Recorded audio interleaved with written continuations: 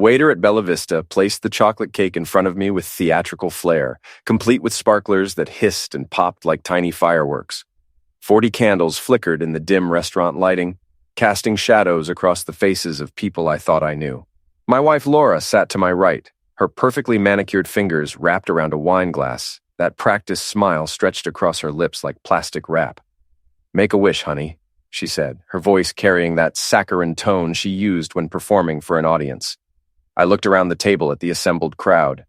Laura's parents, George and Mara Staples, sat across from me with expressions that reminded me of vultures waiting for roadkill. Laura's co-workers from the marketing firm clustered together, their phones already out, recording every moment for their social media feeds. My supposed best friend, Danny Morrison, sat near the end of the table, avoiding eye contact, while his wife, Jennifer, kept whispering something in his ear. But it was Scott Williams who caught my attention.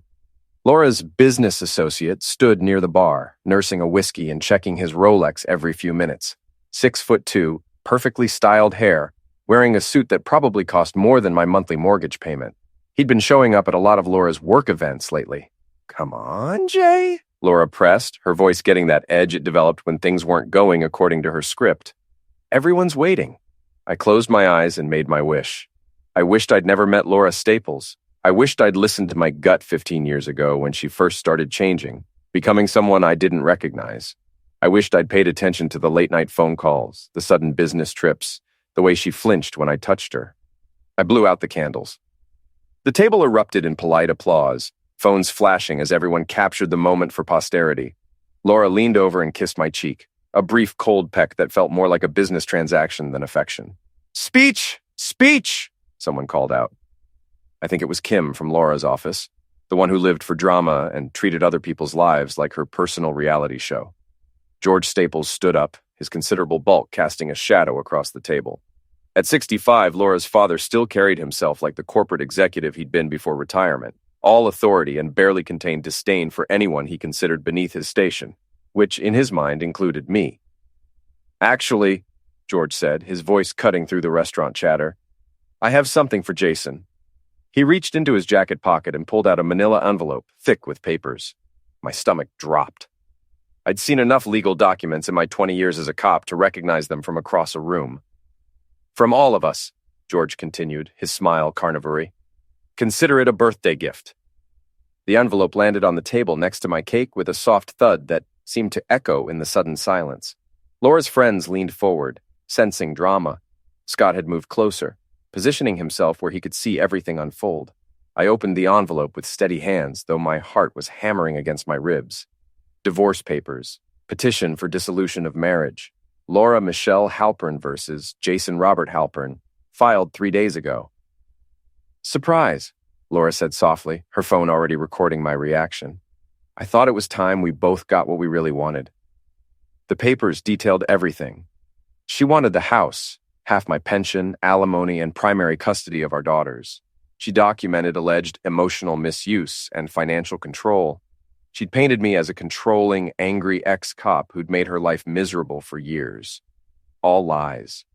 But lies that would play well in family court. "You couldn't have done this privately?" I asked, my voice surprisingly calm. "Where's the fun in that?" Kim laughed, still filming. "This is going straight to TikTok. Worst birthday ever is going to trend." Danny Morrison finally looked at me, his face flushed with embarrassment. "Jay, man, we didn't know." "Yes, you did," I said quietly. "You all knew exactly what this was." I stood up, folding the papers carefully and slipping them into my jacket pocket. The restaurant had gone quiet around us, other diners turning to watch the show. The sparklers on my cake had burned out, leaving only smoke and the smell of sulfur. "Well," I said, looking around the table at these people who'd been part of my life for so many years. "This has been educational." Laura's smile faltered slightly. I think she'd expected anger, maybe tears, certainly some kind of scene that would justify her narrative. Instead, I pulled out my wallet and placed $200 on the table. "That should cover my portion of dinner," I said. "Happy birthday to me." I walked toward the exit, aware of every eye in the restaurant following me. As I reached the door, I heard Scott's voice behind me. "Don't take it too hard, old man. Some of us just aren't built for the long game." I paused, my hand on the door handle, and turned back to look at him. Scott Williams, 35 years old, owner of 3 fitness centers, recently divorced himself. The man who'd been sleeping with my wife for the past 8 months. You're right, I said. Some of us aren't. Then I walked out into the cool October night and pulled out my phone. Deb, I said when she answered. It's on. Time for the real party. The storage unit sat in an industrial complex 20 minutes outside town, one of those places where people kept the overflow from their lives. Christmas decorations, old furniture, things they couldn't bear to throw away but didn't want to look at every day.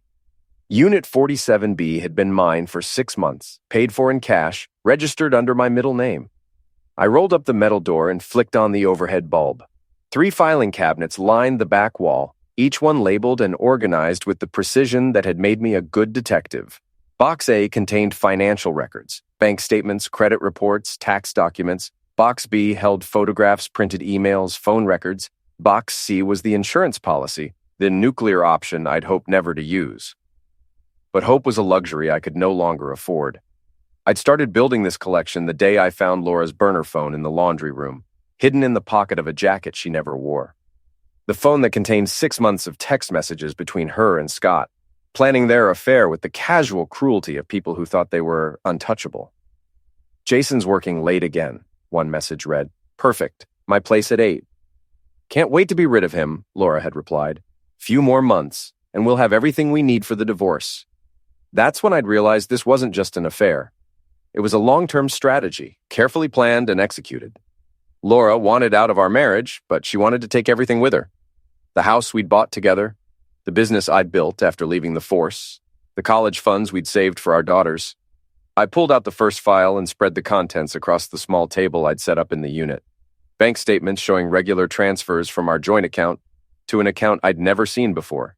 Credit card bills for hotels, restaurants, gifts I'd never received. A paper trail of deception that stretched back almost a year.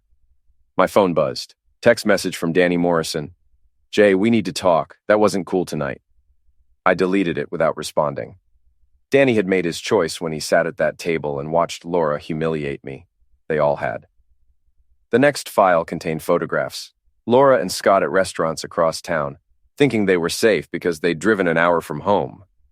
Laura and Scott entering his downtown condo, her hand on his back, his arm around her waist. Laura and Scott at a hotel in Portland last month when she'd told me she was visiting her sister. I'd taken some of these pictures myself, following them on weekends when I was supposed to be working construction jobs. Others came from Rick Morris, my old partner from the force, who now ran a private security company. Rick didn't ask questions and he didn't judge. He just delivered results. My phone rang. Laura, where are you? She demanded. The girls are asking why you left dinner early. I'm working, I said. Someone has to pay for your lawyer. Don't be dramatic, Jason. This is better for everyone. We both know this marriage has been over for years. You're right, I said. It has been over. I just didn't realize you'd already moved on. Silence on the other end. Then, what's that supposed to mean? Nothing, Laura. I'll be home later. Kiss the girls goodnight for me. I hung up and opened the third file. This one contained the real ammunition. Documents Rick had obtained through channels I didn't ask about. Scott's business records, showing a pattern of financial irregularities that would interest the IRS. His divorce decree, revealing he'd hidden assets from his ex-wife. His gym membership records, showing he'd been using the facilities to conduct personal training sessions off the books, avoiding taxes and insurance liability. Everyone had secrets. The trick was knowing which ones mattered. I spent another hour organizing everything into neat piles, cross-referencing dates and times, building a timeline of deception. Laura thought she was smart, but she'd made mistakes. They always did. My phone buzzed again. This time it was a photo message from Kim's Instagram account, already posted for her 1,000 followers to see. The picture showed me walking out of the restaurant, with the caption, "When keeping it real goes wrong. #divorce drama, #birthday, fail #messy." 47 likes already. The comments were starting to roll in from people who didn't know me, didn't know the situation, but were happy to judge based on a 10-second video clip. I screenshotted the post and added it to Box C. The drive home took me through the center of town, past the coffee shop where Laura and I had our first date, past the church where we'd gotten married, past the elementary school where our daughters Beth and Janie were students. 15 years of history, reduced to a manila envelope and a viral social media post. The house was dark when I pulled into the driveway. Laura's BMW was gone, probably back at Scott's place, celebrating their successful ambush. I let myself in through the back door and climbed the stairs to check on the girls. Beth, 12 years old, and already showing signs of Laura's sharp intelligence, was reading under her covers with a flashlight. She looked up when I opened her door. "Dad, why did you leave dinner early? Mom said you were being immature." I sat on the edge of her bed and smoothed her dark hair, so much like mine. "Sometimes adults have disagreements, sweetheart. It doesn't mean anyone's being immature." "Are you and Mom getting divorced?" The question hit me like a physical blow. "What makes you ask that?" "I heard Mom on the phone last week. She was talking to Grandma Mara about lawyers and custody." Beth's eyes filled with tears. "I don't want you to leave, Dad." I pulled her into a hug, breathing in the scent of her strawberry shampoo. "I'm not going anywhere, baby. I promise." It was a promise I intended to keep, no matter what it cost. I checked on Janie next. 9 years old, still young enough to sleep through family drama, she was curled up with her stuffed elephant, peaceful and innocent. I kissed her forehead and whispered that I loved her. Downstairs in my home office, I opened my laptop and began typing. If Laura wanted to play games, I'd show her what a real player looked like. But first, I needed to understand exactly what I was up against. The divorce papers revealed more than Laura probably realized. Her lawyer was Marcus Weinstein, one of the most expensive family attorneys in the state. The kind of lawyer you hired when you wanted to destroy someone, not just divorce them. The retainer alone would have cost $30,000, money Laura didn't have, not from our joint accounts, which I monitored carefully, which meant someone else was funding this war. I pulled up Scott's business records on my computer. Williams Fitness LLC, incorporated 3 years ago, 3 locations, gross revenue of $1.2 million last year. Plenty of money to fund a divorce designed to eliminate an inconvenient husband. My phone chimed with another message, this one from Rick Morris. "Package delivered as requested. Check your email." I opened my encrypted email account and found a folder of documents that made me smile for the first time all day. Scott Williams had made some interesting business decisions over the past year. Decisions that someone in the right position could use to cause him significant problems. I forwarded the files to a secure cloud account and began drafting a plan. Laura thought she'd won tonight, humiliating me in front of friends and family, turning my birthday into her victory celebration. She thought she held all the cards. She was about to learn that some games had more players than she'd realized. The gym at 6 in the morning was my sanctuary, the one place where everything made sense. Iron plates didn't lie or cheat or serve you divorce papers at your birthday dinner. They just sat there, honest and heavy, waiting for you to prove what you were made of. I was halfway through my deadlift set when Deb Martinez appeared beside me, coffee in one hand, disapproval written across her weathered face. At 55, Deb had been tending bar and collecting secrets in this town for 20 years. She knew everyone's business and kept most of it to herself, unless you gave her a reason not to. "You look like hell," she said without preamble. "Thanks. You always know just what to say." I racked the weight and grabbed my towel. The gym was mostly empty at this hour, just a few dedicated souls getting their workout in before the real world intruded. Scott Williams usually showed up around 7:30 after his morning run, but before his first client appointment, I'd been tracking his schedule for months. "Kim's little video has been shared 200 times since last night," Deb continued. "Half the town thinks you're an abusive husband who finally got what he deserved. And the other half thinks Laura's a cold-hearted witch who humiliated her husband for social media likes." Deb sipped her coffee. "Both sides are probably right." I moved to the bench press and started loading plates. "What do you hear about Scott Williams?" "Plenty. Man's got a reputation for sleeping with his clients' wives. Yours isn't the first marriage he's broken up." Deb leaned against the wall, studying me with sharp eyes. "But you already knew that, didn't you?" "I did know it." Rick's investigation had turned up 3 other affairs over the past 2 years, all with married women, all ending in expensive divorces that left the husbands financially ruined. Scott had a type: successful women in unhappy marriages, women with assets worth pursuing. "His ex-wife might be interested in knowing about his side business," I said carefully. "Might be, especially since she's still fighting him over alimony payments." Deb's smile was razor sharp. "Funny how men who hide money during divorce proceedings get real upset when someone exposes their cash flow." I finished my workout and headed home to shower before the girls woke up. Laura's car was in the driveway, which meant she'd come home sometime after midnight, probably after celebrating her victory with Scott. The kitchen smelled like coffee and burned toast. Laura stood at the counter in her silk robe, the one I'd given her for Christmas 2 years ago, scrolling through her phone with a satisfied expression. "Good morning," I said, pouring myself coffee from the pot she'd made. "Morning." She didn't look up from her screen. "I assume you've seen the video by now." Hard to miss it. Kim's quite the filmmaker. Laura finally glanced at me, searching my face for signs of anger or distress. When she didn't find what she was looking for, her expression shifted slightly. "Jason, I want you to know this isn't personal. We've both changed over the years. We want different things now." "You're right," I said. "We do want different things." I sat down across from her at the kitchen table we'd bought when we first moved into this house. Beth had done her homework at this table. Janie had eaten her first solid food in the high chair we'd pulled up beside it. Now it was serving as a negotiation table for the end of our marriage. "I've been thinking about your proposal," I continued. "The custody arrangement, the financial settlement. I have some thoughts." Laura's eyebrows rose. She'd expected a fight, lawyers and court battles and angry phone calls. "Oh, I want to make this as easy as possible for the girls. They didn't ask for any of this." I pulled out my phone and opened the Notes app, where I'd spent the early morning hours drafting my response. "I'm willing to agree to joint custody, alternating weeks. You can have the house, but I want my half of the equity paid out over 5 years, not 10. Jason, I don't think you understand the financial." "I understand perfectly. You'll need to refinance to buy out my share. Shouldn't be a problem with your income and Scott's financial backing." The coffee mug froze halfway to her lips. "What?" "Scott Williams, your business partner, the one who's been funding this divorce." I kept my voice conversational, like we were discussing weekend plans. "Marcus Weinstein doesn't work for free, Laura. $30,000 retainer, plus hourly fees that'll run another 20 grand before this is over. That's a lot of money for someone who makes $60,000 a year."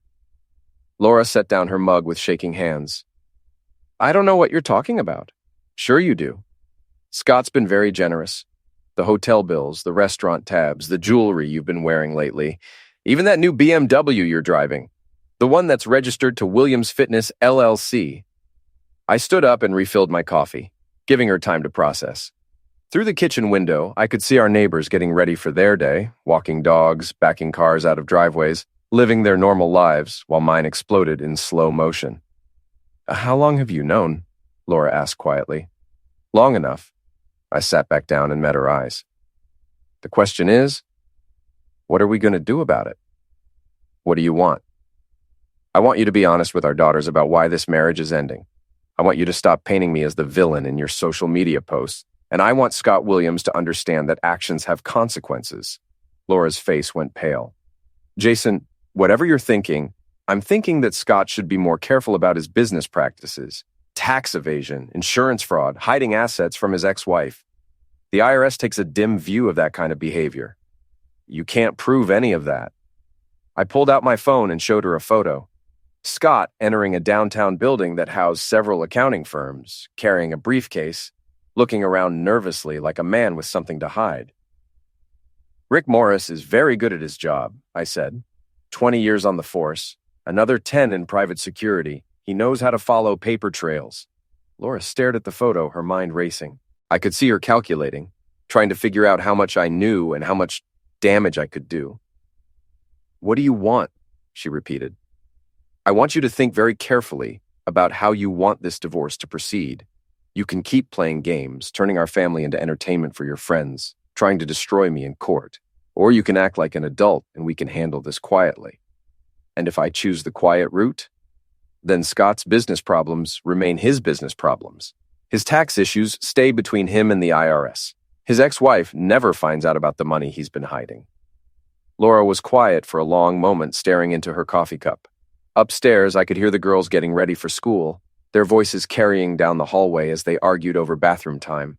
"I never meant for it to happen this way," she said finally. "Yes, you did. You planned this for months, Laura. The affair, the divorce strategy, the public humiliation. You wanted to hurt me, and you wanted everyone to see it happen." She looked up at me with tears in her eyes, but I felt nothing. The man who would have comforted her, who would have tried to save this marriage, had died somewhere between the birthday cake and the divorce papers. "So what happens now?" she asked. "Now you get what you wanted. A divorce, a fresh start, a chance to be with Scott without sneaking around." I stood up and rinsed my coffee mug in the sink. "But you get it on my terms, not yours." I left her sitting at the kitchen table and went upstairs to say goodbye to my daughters. They were getting dressed for school, arguing about who had borrowed whose sweater, normal sisters being normal kids. "Dad, can you drive us to school today?" Beth asked. "Mom seems upset about something." "Sure, sweetheart. Get your backpacks." As we drove toward the elementary school, Janie chattered about her upcoming science project while Beth stared out the window, lost in thought. At a red light, she turned to me. "Dad, are you going to be okay?" The question caught me off guard. 12 years old, and already she was trying to take care of everyone else. "I'm going to be fine, baby. Better than fine." Promise? I promise. It was the second promise I'd made to my daughters in 12 hours. I intended to keep them both. Scott Williams arrived at his downtown gym at exactly 7:45, just like every Tuesday for the past 3 months. I watched from the coffee shop across the street as he parked his black Porsche in the handicapped space, another small violation to add to the growing list. The man moved with the confident swagger of someone who'd never faced real consequences for his actions. Designer workout clothes, perfect hair, the kind of smile that had probably been getting him out of trouble since high school. He nodded to the desk staff, grabbed a towel from the stack by the door, and headed toward the locker room. I gave him 5 minutes, then followed. The locker room was empty except for Scott, who was changing into his training clothes while talking loudly on his phone. I recognized the voice on the other end, Marcus Weinstein, Laura's divorce attorney. "No, the husband's not going to be a problem," Scott was saying. "Laura says he's completely broken down, crying, begging her to reconsider. Pathetic, really." I opened a locker 3 rows away and began changing into my workout clothes, moving quietly. "The financial records? Yeah, we've got everything we need. Guy's been hiding money in construction accounts, probably skimming cash jobs. Laura's documented all of it." That was interesting. Laura had been busy, apparently manufacturing evidence of financial impropriety. Too bad for her that I'd been documenting everything from the beginning, including the legitimate business accounts she was trying to paint as suspicious. "Trust me, Marcus, by the time we're done with this guy, he'll be lucky to get supervised visitation with his kids." Scott laughed at something Weinstein said, then hung up and tossed his phone into his locker. He grabbed his water bottle and headed toward the gym floor, whistling. I waited until he was gone, then approached his locker. It wasn't locked. Scott's arrogance extended to assuming no one would dare mess with his belongings. Inside, his phone sat on top of his street clothes, next to his wallet and car keys. I didn't touch anything. I didn't need to. The conversation I'd just overheard was recorded on the small digital device Rick had helped me plant in the locker room yesterday. Perfectly legal since this was a public space and Scott had been speaking loudly enough for anyone to hear. But I did leave something behind. A single photograph taped to the inside of his locker door. Scott and Laura at a hotel in Portland, her hand on his chest, both of them laughing at some private joke. Across the bottom, I'd written in red ink, "Smile for the camera." I finished changing and headed to the weight room, where Scott was setting up for his morning workout. He liked to train heavy on Tuesdays, deadlifts and squats, the kind of exercises that required focus and concentration, the kind where a small distraction could be dangerous. I positioned myself at the bench press station where I could watch him work. Scott loaded 4 plates onto the barbell, stretched for a few minutes, then approached the bar. He was strong, I'd give him that. Probably spent more time in the gym than I did. He pulled the first rep clean, then the second. On the third rep, his phone started ringing from across the room. He glanced toward the sound, his concentration broken, and the bar wavered slightly in his hands. Not enough to cause injury, just enough to remind him that focus mattered.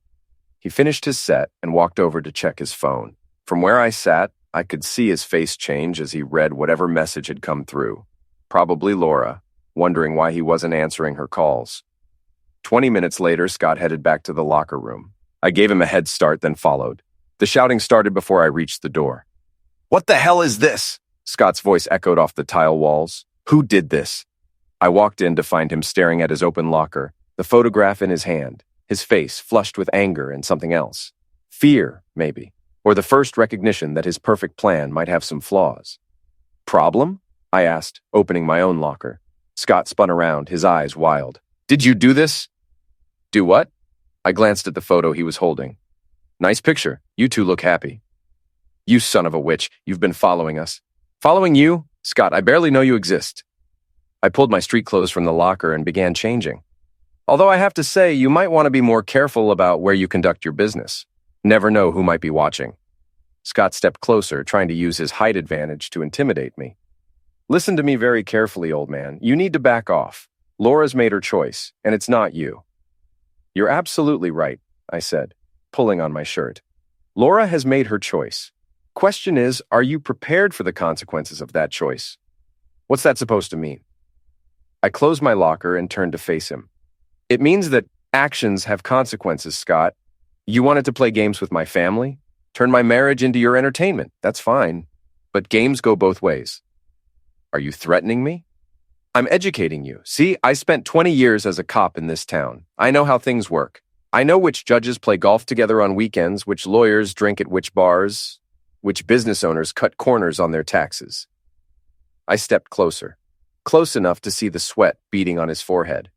I know, for example, that the IRS is very interested in fitness businesses that operate primarily in cash.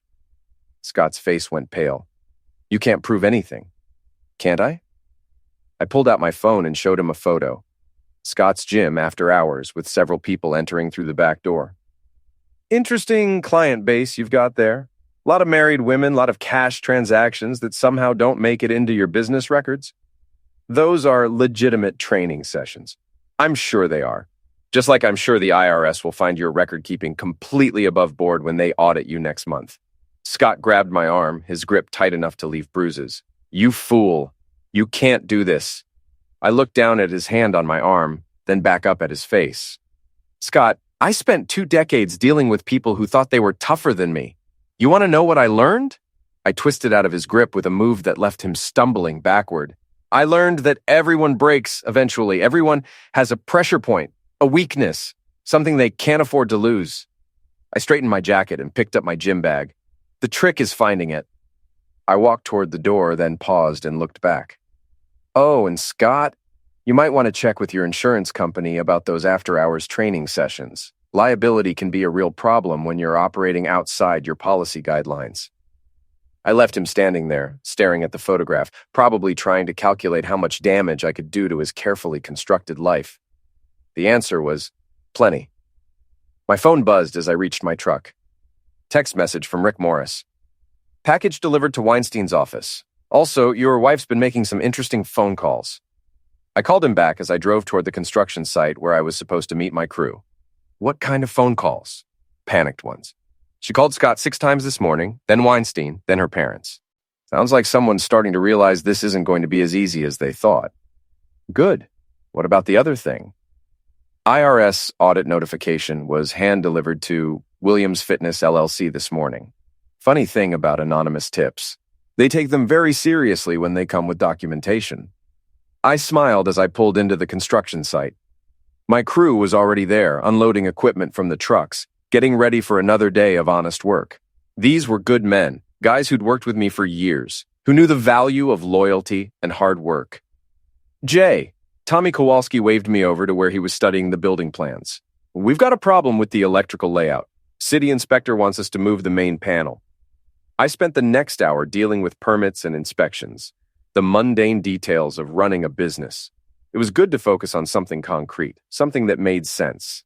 In construction, you built things to last. You used quality materials, followed the building codes, created something solid and permanent. Unlike marriages, apparently. My phone rang around 10. Laura. We need to talk, she said without preamble. I'm working. Jason, please. He's very upset about something that happened at the gym this morning. Really? What happened? You know what happened. This has to stop. I walked away from my crew, finding a quiet spot behind the building where we could talk privately.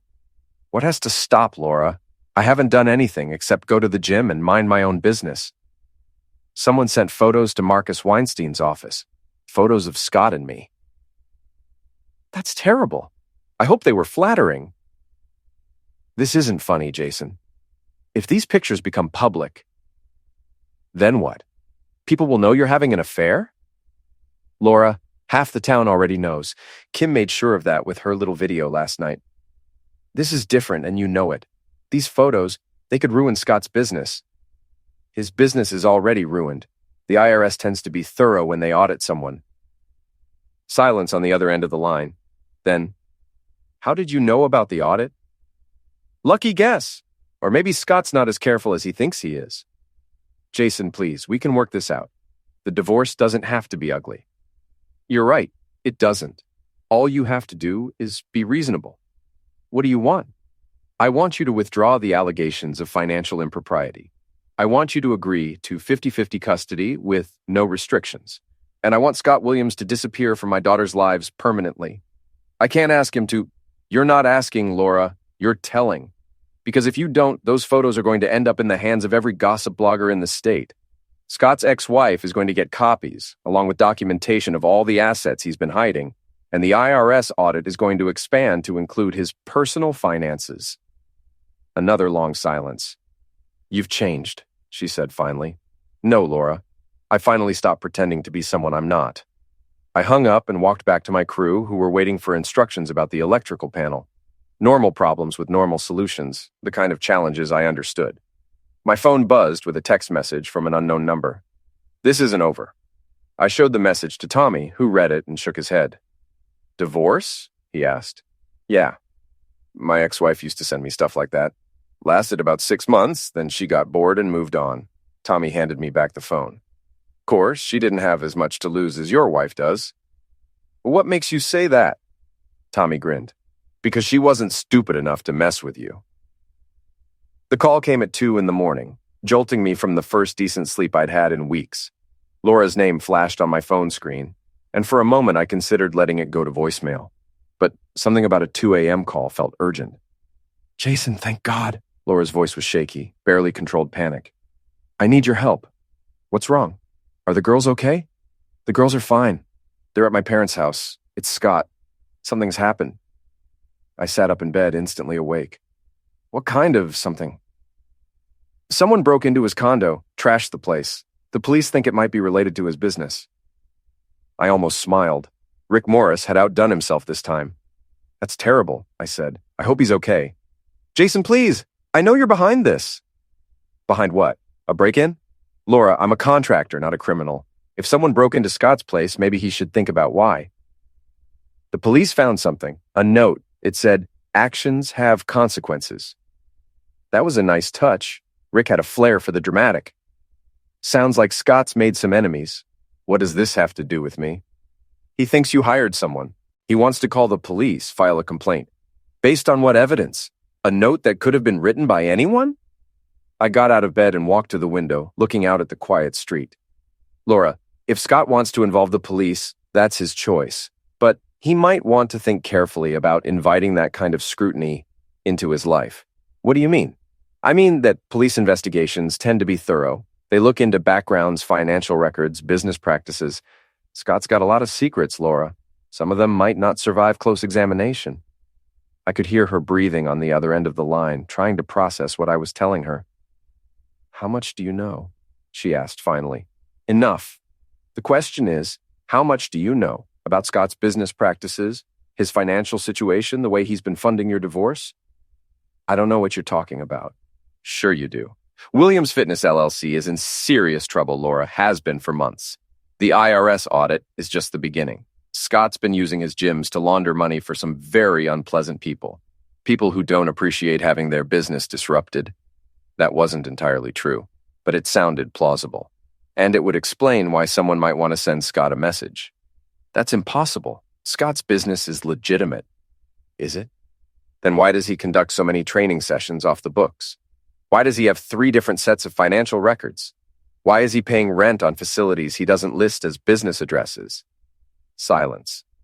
Laura was smart enough to recognize the truth when she heard it. Even if that's true, she said finally, it doesn't justify what you're doing. What am I doing, Laura? I'm getting divorced from my cheating wife and trying to protect my daughters from the fallout. Everything else is just coincidence. Jason, please, we can end this now. I'll withdraw the financial allegations, agree to joint custody, Whatever you want. Just leave Scott alone. I'm not doing anything to Scott, but I can't control what other people do, especially people who don't like having their business operations disrupted by IRS investigations. It was a masterful lie, built on just enough truth to be believable. Scott's business was dirty. That part was real. The IRS audit was real. The break-in was real, even if the motivation wasn't what Laura thought. "What do you want from me?" she asked. "I want you to think very carefully about whether Scott Williams is worth destroying your relationship with your daughters. Because that's what's going to happen, Laura. When all of this comes out, and it will come out, Beth and Janie are going to know exactly why their family fell apart. Are you threatening my children? I'm protecting them. From you, from Scott, from the mess you've created." I walked back to the bed and sat down. The girls love you, Laura, but they're not stupid. They're going to figure out that Mommy was sleeping with another man while Daddy was working to support the family. You fool. Maybe.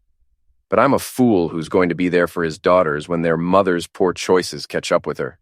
I hung up and turned off the phone. Let her sit with that for a while. The next morning brought news that Scott's troubles were multiplying. Rick called at 7 with an update. The break-in spooked him. He's talking about leaving town, maybe relocating to Florida where his brother lives. That would solve a lot of problems. It would. But there's a complication.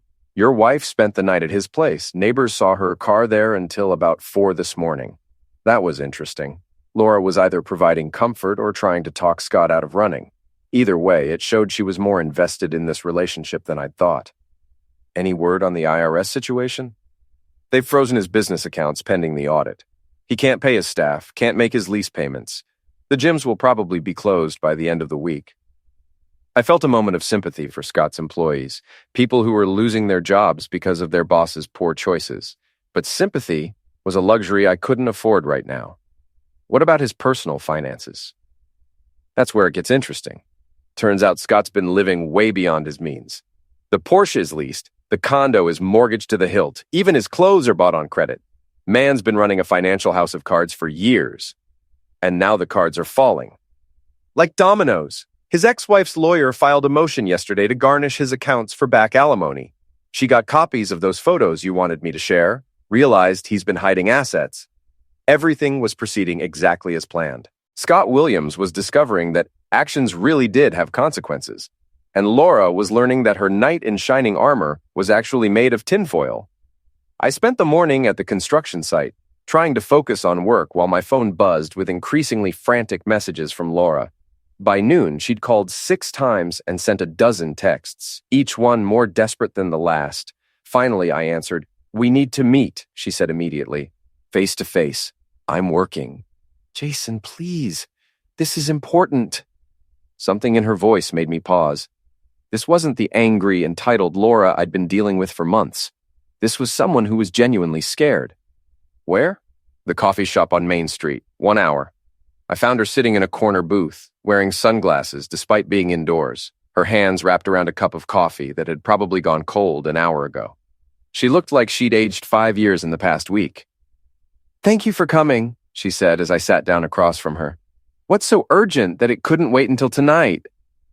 Laura pulled off her sunglasses, revealing red-rimmed eyes and dark circles that makeup couldn't quite hide. "Scott's gone." "Gone where?" "I don't know. He left sometime this morning, packed a suitcase, emptied what was left in his bank account, and disappeared." She looked at me with something approaching desperation. "Jason, I think he's in real trouble." "What kind of trouble?" "The kind where people get hurt. Last night, after the break-in, he got a phone call. I could only hear his side of the conversation, but he was terrified. Kept saying, 'I can fix this,' and 'just give me more time.'" I ordered coffee from the waitress and considered Laura's story. It was possible that Scott really was involved with dangerous people, but more likely he was just running from his collapsing life. Maybe he decided Florida sounded nice this time of year. "This isn't a joke, Jason. If Scott's involved with criminals, if they think I know something..." She trailed off, but the implication was clear. "What do you want from me?" "Protection. For me and the girls. If these people think Scott told me about their business..." "Laura, stop. You're being paranoid. Scott ran because his life fell apart, not because he's afraid of mobsters." "How can you be so sure?" Because I know exactly why Scott's life fell apart, and it has nothing to do with organized crime. Laura stared at me across the table, and I could see the moment when understanding dawned. You did this. All of it. The audit, the break-in, everything. I did what needed to be done to protect my family. Scott never hurt anyone. He's just a businessman who made some mistakes. Scott Williams is a hunter who targets married women and destroys families for profit. You're not his first sufferer, Laura, and you wouldn't have been his last.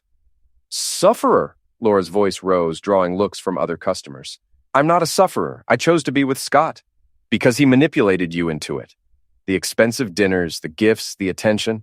Scott's been running this con for years, Laura. Find an unhappy wife, romance her, convince her to divorce her husband, and take him for everything she can get.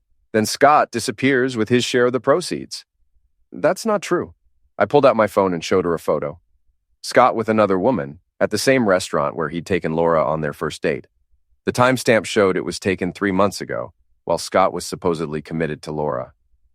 Her name is Jennifer Walsh. Divorced her husband last year after a 6-month affair with Scott. He helped her take the poor fool for $200,000 in the settlement, then disappeared when the money ran out. Laura stared at the photo, her face pale. There are others, I continued. Scott's been running this scam for years. You were just the latest mark. I don't believe you. I showed her another photo, then another. Different women, same pattern. Scott Williams, serial homewrecker, moving from one target to the next like a shark following blood in the water. The break-in wasn't about organized crime, Laura. It was about justice. Scott Williams finally picked the wrong family to destroy. Laura was crying now, quiet tears that she tried to wipe away before anyone noticed. Why didn't you just tell me? If you knew what he was doing, why didn't you warn me? Would you have believed me? Or would you have accused me of being a jealous, controlling husband trying to sabotage your happiness? She didn't answer because we both knew the truth. So what happens now? She asked finally. Now you decide what kind of person you want to be. You can keep playing sufferer, keep blaming everyone else for your choices, or you can grow up and start thinking about what's best for our daughters. What about the divorce? The divorce proceeds as planned. Joint custody, fair division of assets, no more games. I stood up and dropped a $5 bill on the table. But Scott Williams stays out of our lives permanently. If I see him anywhere near you or the girls, if he contacts you in any way, I'll make sure his next disappearing act is permanent. Jason, wait. I paused at the door. I'm sorry for all of it. The affair, the birthday dinner, the way I've treated you. I know you are, Laura, but sorry doesn't fix what's broken. I left her sitting in the coffee shop, staring at the photos of her Prince Charming with his other sufferers, finally understanding that she'd been just another mark in a long con. My phone buzzed as I reached my truck. Text message from Rick. Scott Williams bought a one-way ticket to Miami. Flight leaves in 2 hours. I typed back, let him go. Job's done. And it was. Scott Williams was gone, Laura's illusions were shattered, and my daughters were safe from a man who would have used them as leverage in his games. The divorce would proceed quietly now, without the drama Laura had originally planned. She'd agree to my terms because she had no choice, and because she finally understood the consequences of the game she'd been playing. I'd won. But victory felt hollow, like eating ashes. 15 years of marriage reduced to a tactical victory over a con man and his willing accomplice. 2 daughters who would grow up in a broken home because their mother chose excitement over stability. But they'd be safe, and sometimes that was the best you could do. 3 weeks later, Laura signed the divorce papers without a lawyer present. We met at a neutral location, the law office of Patricia Chen, a family mediator who specialized in uncontested divorces. Laura looked smaller somehow, diminished by the collapse of her grand romantic fantasy. Joint custody, alternating weeks, Patricia read from the agreement. Equal division of assets, with Mr. Halpern buying out Mrs. Halpern's share of the family business. No alimony, no child support beyond direct expenses. Laura nodded mechanically. The fight had gone out of her completely. And the house? I'm keeping the house, Laura said quietly. Jason's taking his equity in cash. It was a fair deal, better than I'd expected when this whole mess started. Laura got to stay in the family home with the girls, maintaining some stability in their lives. I got my freedom and enough money to start over. Any questions about the custody arrangement? Patricia asked. What about holidays? Laura looked at me for the first time since we'd sat down. Christmas, birthdays, that sort of thing.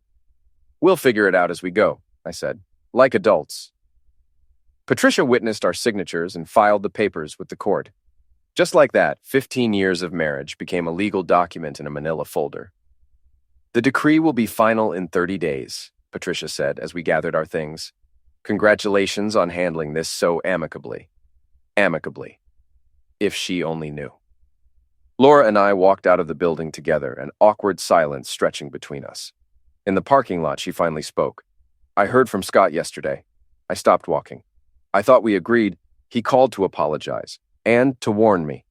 Laura pulled out her phone and showed me a text message. He says you're dangerous, that I should be careful around you.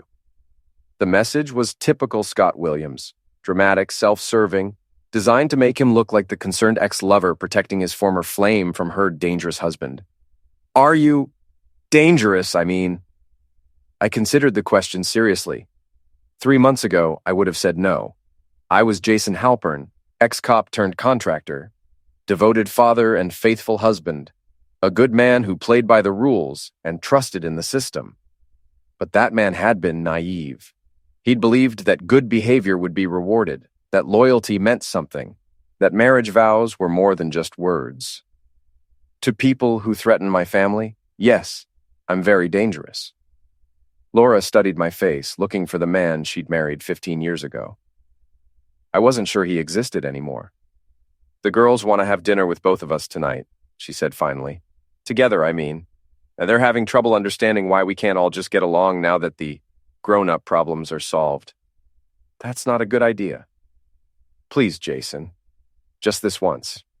Let them see that we can be civil to each other. I thought about Beth and Janie, trying to navigate the wreckage of their parents' marriage, looking for some sign that the adults in their lives could act like adults. Fine, one dinner, but this doesn't become a regular thing. I know. We agreed to meet at Romano's, a family restaurant where the girls could get pizza and we could maintain the pretense of being a normal divorced couple working together for their children's sake. I arrived first and chose a table in the back, away from the main dining room. Laura showed up 10 minutes later with Beth and Janie, both girls dressed up like this was a special occasion. Daddy! Janie launched herself into my arms, all 9-year-old enthusiasm and strawberry-scented shampoo. Mom said we could have dessert if we eat all our vegetables. Did she now?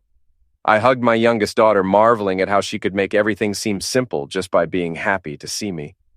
Beth was more reserved, studying both her parents with the serious expression she'd inherited from me. Are you guys going to get back together? She asked without preamble. Laura and I exchanged glances. No, sweetheart, I said gently. Mom and I are going to stay divorced, but that doesn't change how much we both love you. But you're having dinner together. Because we're your parents, and we want to show you that we can still be friends even though we are not married anymore. It was a lie, but a necessary one. Laura and I would never be friends. Too much had happened. Too many lines had been crossed. But we could be civil for the sake of our daughters. The waitress took our orders. Pizza for the girls, salads for the adults who were both too nervous to eat. For an hour, we managed to maintain the fiction of being a functional family. The girls chattered about school and friends and their upcoming dance recital, normal kid concerns that had nothing to do with divorce papers and custody agreements. It was almost peaceful. Then Danny Morrison walked into the restaurant. My former best friend looked around the dining room until he spotted our table, then walked over with the determined expression of a man who'd been drinking for courage. Jay, he said, stopping beside our table. We need to talk. Not now, Danny. I nodded toward the girls. This isn't the time or place. When is the right time? You won't return my calls. You avoid me at the gym. You act like I don't exist.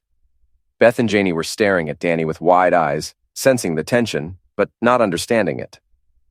Girls, why don't you go wash your hands? Laura said quickly. We'll order dessert when you get back. They left reluctantly, glancing back at the table as they walked toward the restrooms.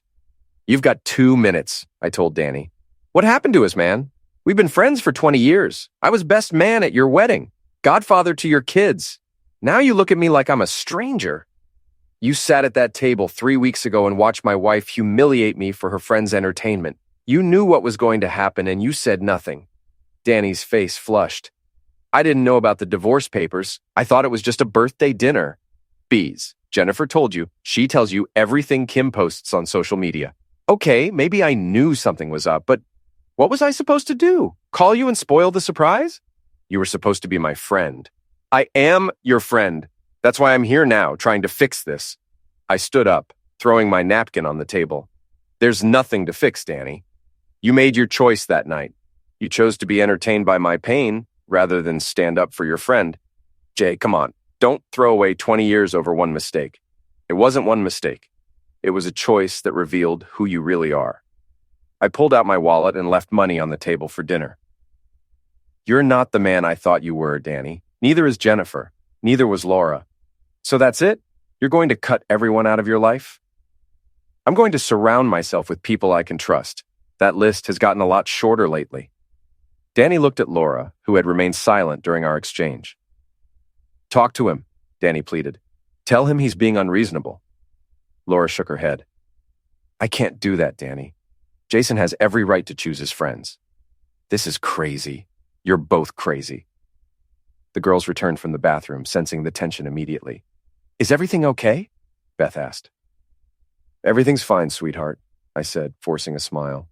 Uncle Danny was just leaving. Danny looked at the girls, then back at me. This isn't over, Jay. Yes, it is. He walked away, shoulders slumped in defeat. I sat back down and tried to recapture the peaceful mood from earlier, but it was gone. Who was that man? Janie asked. Someone Daddy used to know, Laura answered before I could speak. We ordered dessert and tried to pretend nothing had happened, but the spell was broken. The girls picked at their ice cream while Laura and I made awkward small talk about school schedules and pickup times. When we finally left the restaurant, Beth hugged both of us goodbye, but I could see the questions in her eyes. She was too smart not to notice that something fundamental had changed in her father, something that went beyond the divorce. Will you be okay? Laura asked as we stood beside our cars. I'm fine. No, you're not, and I don't think you have been for a long time. She studied my face in the parking lot lights. What happened to you, Jason? You used to be so different. I grew up, finally figured out how the world really works. The world doesn't have to be so dark. Doesn't it? Look around, Laura. Look at what people do to each other when they think they can get away with it. Look at what you did to me. I know I hurt you. You tried to destroy me. You and Scott planned it for months, figured out how to take everything I'd worked for and leave me with nothing. If I hadn't fought back, I'd be living in a studio apartment somewhere, seeing my daughters every other weekend, paying alimony to support your new life with a con man. Laura was quiet for a moment. You're right, we did plan it, and I'm sorry. Sorry doesn't fix what's broken. Then what does? I looked at this woman I'd loved for 15 years, this stranger who'd shared my bed and raised my children and plotted my destruction. Nothing fixes it, Laura. Some things, once they're broken, stay broken forever. I got in my truck and drove away, leaving her standing in the parking lot under the fluorescent lights, finally understanding the full cost of her choices. At home, my new home, a small house I'd rented across town, I sat in my kitchen and thought about the man I used to be. The man who'd believed in second chances and the fundamental goodness of people. The man who'd trusted his wife and his friends, and the system he'd served for 20 years. That man was gone, destroyed as thoroughly as if he'd died in the line of duty. In his place was someone harder, more cynical, more willing to fight fire with fire. Someone who'd learned that sometimes, to protect the people you love, you have to become the villain in someone else's story. My phone buzzed. Text message from Beth. Thanks for dinner, Dad. I love you. I typed back, I love you too, sweetheart. Sweet dreams. Whatever I'd become, whatever I'd lost in the process of protecting my family, it was worth it for messages like that. My daughters were safe, their future secure, their father still a part of their lives. Scott Williams was gone, Laura's illusions were shattered, and the friends who'd betrayed me had learned the cost of their choices. I'd won every battle that mattered. The war was over, and I was still standing. Some might call that justice. Others might call it revenge. I called it Tuesday.